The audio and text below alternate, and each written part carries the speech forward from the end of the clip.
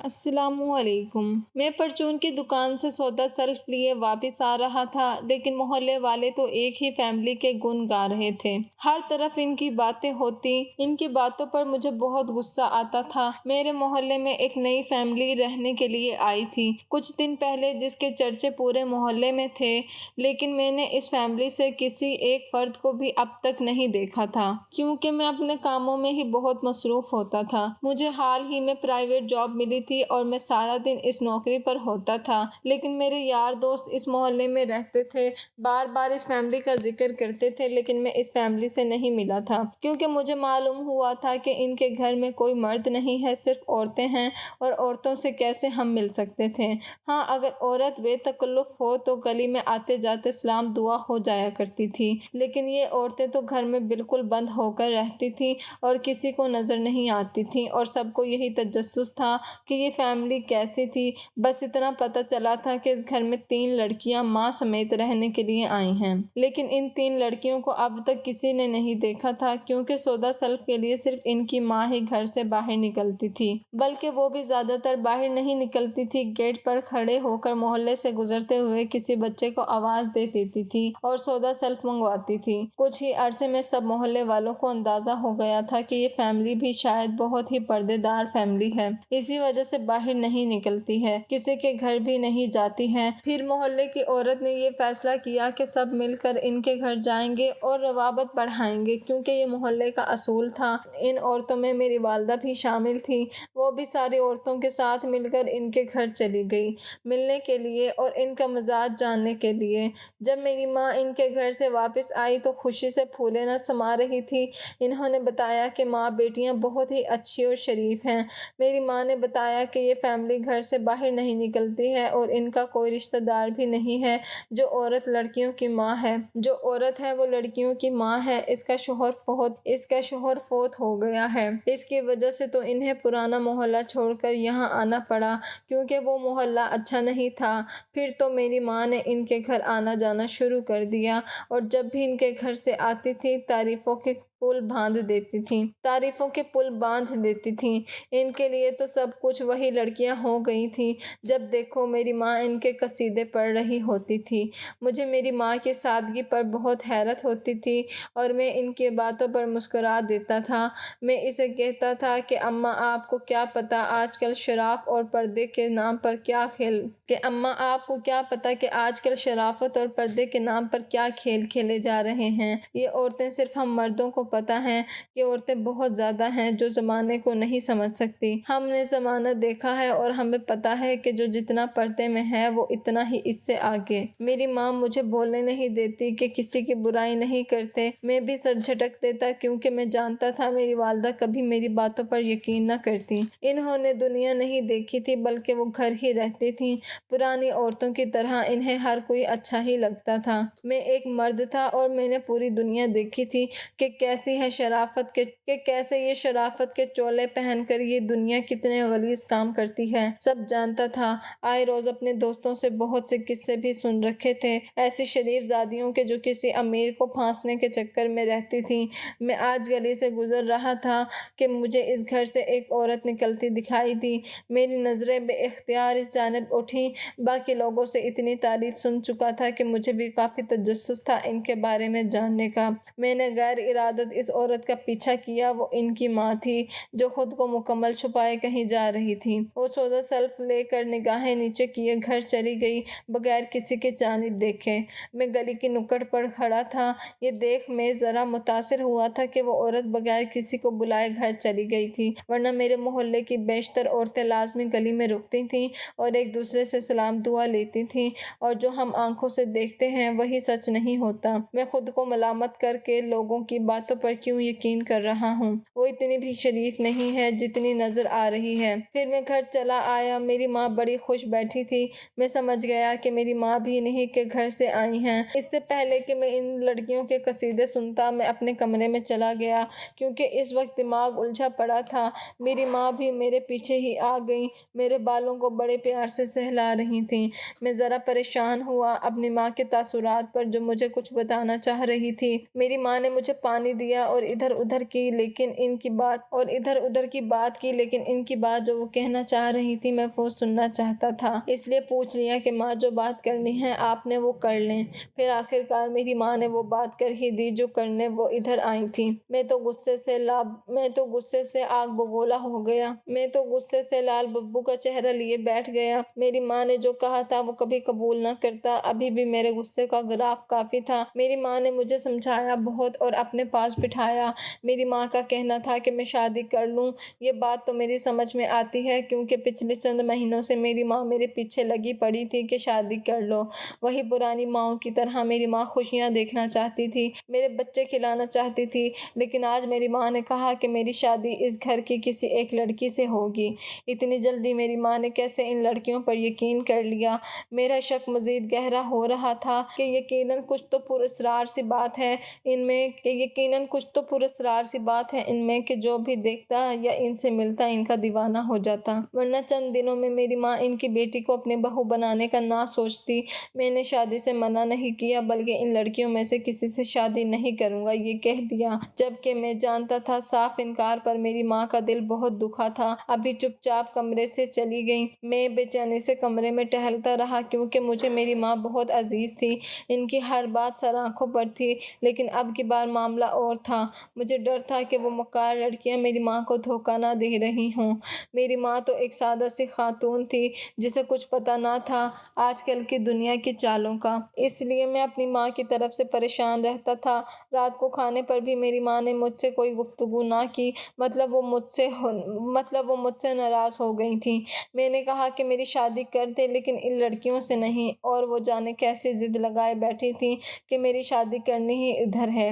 پھر کیا تھا، مجھے ہار ماننا پڑی اور میں نے اپنی رضامندی دے دی۔ میری ماں میرا ماتھا چومے خوشی سے ان کے گھر گئی اور ان سے شادی کی تاریخ پکی کر لی۔ شادی کی تیاریاں عروج پر چل رہی تھیں۔ میں جتنا خود کا دھیان اس گھر سے ہٹاتا اتنا ہی میرا ذہن ادھر کھینچا چلا جاتا تھا۔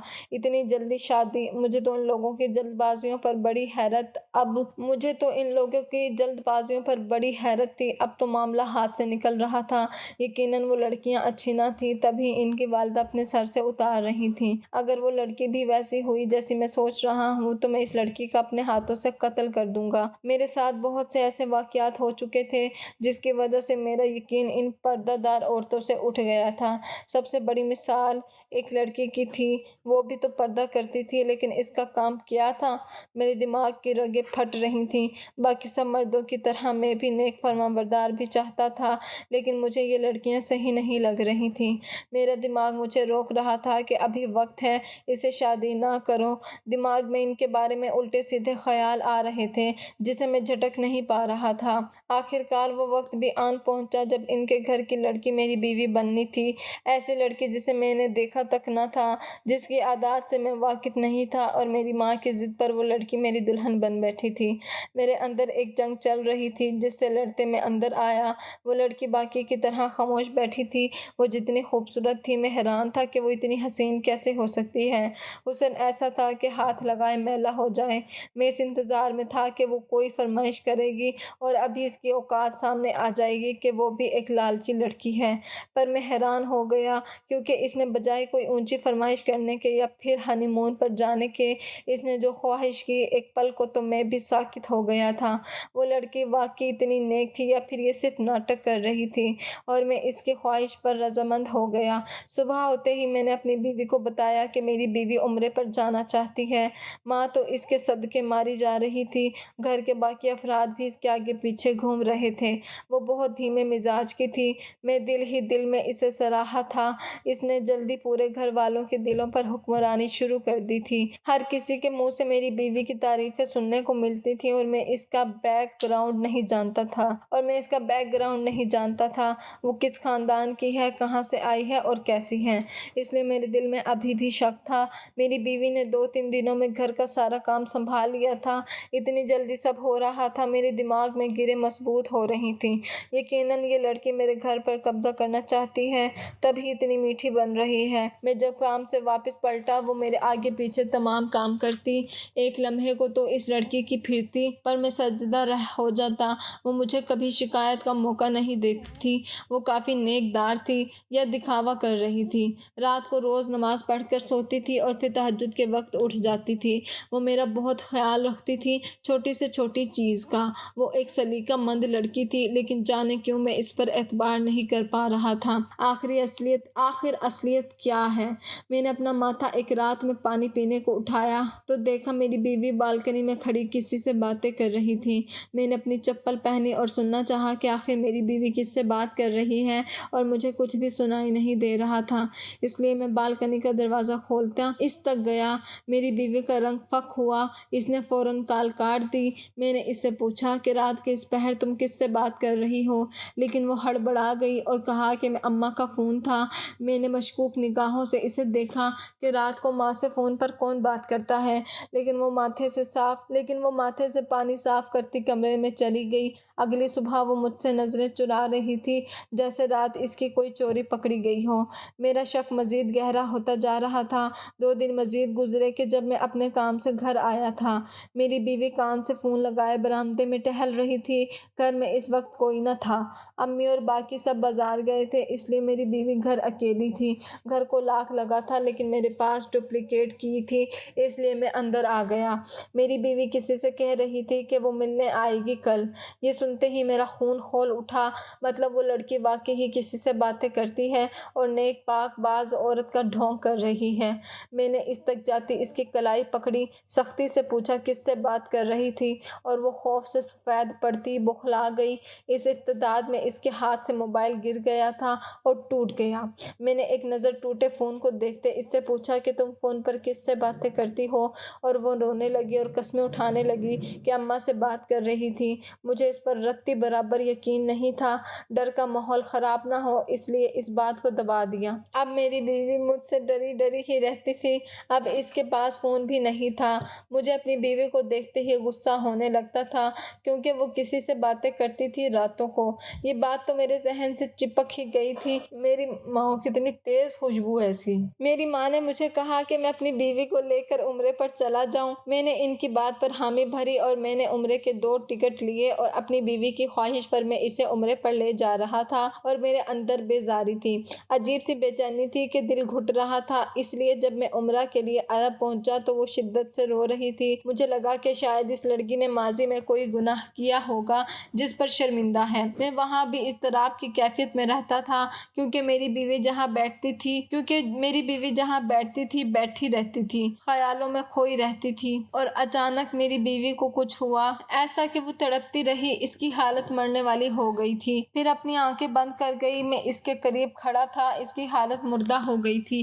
ڈرتے ڈرتے میں نے اس کی نبض چیک کی جو بند تھی، میری آنکھیں پتھرا گئیں، میری بیوی وفات پا چکی تھی۔ میں اسے فوراً ڈاکٹر کے پاس لے گیا لیکن وہ نہیں رہی بلکہ وہ مر چکی تھی۔ میرے لیے ایک بڑا درجہ تھا کیونکہ میں گھر والوں کو کیا جواب دیتا، میری بیوی تو مر گئی تھی۔ وہاں پر جنازے کا انتظام کیا گیا، میں سوگوار سا کھڑا تھا، میری بیوی مجھے دھوکہ دے رہی تھی یا نہیں، میں تو اسی الجھن میں الجھ کر رہ گیا تھا۔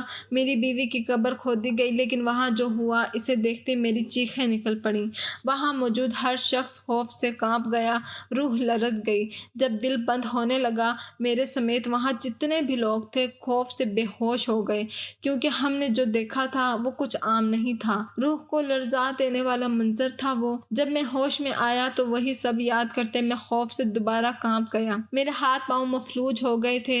پھر میں پاکستان واپس آ گیا لیکن اپنے ساتھ ایک گہرا راز لے آیا، ایسا راز کہ جو سنتا اس کا دل دہل جاتا۔ اس رات کو سینے کے ساتھ لپیٹتے میں گھر آیا تھا، میرے ساتھ ایک ایسا وجود بھی تھا جو میرے لیے صرف اور صرف خوف کا باعث بن رہا تھا۔ میرا رنگ پیلا پڑ رہا تھا جب میری ماں نے میری حالت دیکھی کیونکہ گھر پہنچتے ہی میری طبیعت کافی خراب ہو گئی تھی۔ میں رات کو جب کمرے میں آیا تو میری بیوی بیڈ پر بیٹھی تھی۔ میں نے اسے پانی لانے کا کہا اور خود بیڈ پر بیٹھ گیا۔ تبھی مجھے کسی کا فون آیا جسے سننے کے لیے میں کھڑکی کے پاس کھڑا ہو گیا۔ کال پر مجھے جو بتایا گیا تھا وہ بھی ایک پریشان کن معاملہ تھا۔ ایک گتھی سلجھی تھی، آج میری بیوی کے قدموں کی چاپ میں سن چکا تھا۔ تھا۔ آج میری بیوی کے قدموں کی چاپ میں سن سکتا تھا اور میں بے تاثر کھڑا تھا۔ میری بیوی بڑی چپ چپ تھی۔ میں نے ایک نظر اسے دیکھتے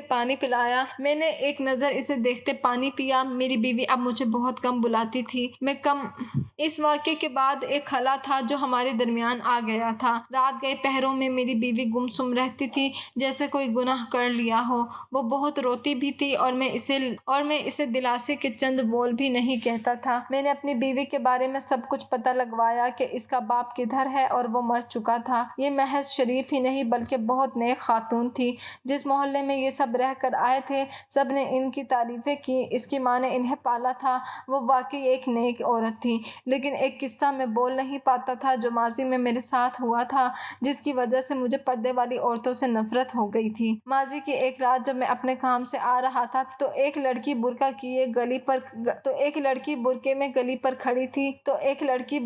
گلی میں کھڑی تھی۔ اس کی آنکھیں بھیگی ہوئی تھیں۔ میں نے انسانیت کے ناطے اس سے پوچھ لیا کہ تمہیں کوئی مسئلہ ہے یا کوئی پریشانی ہے؟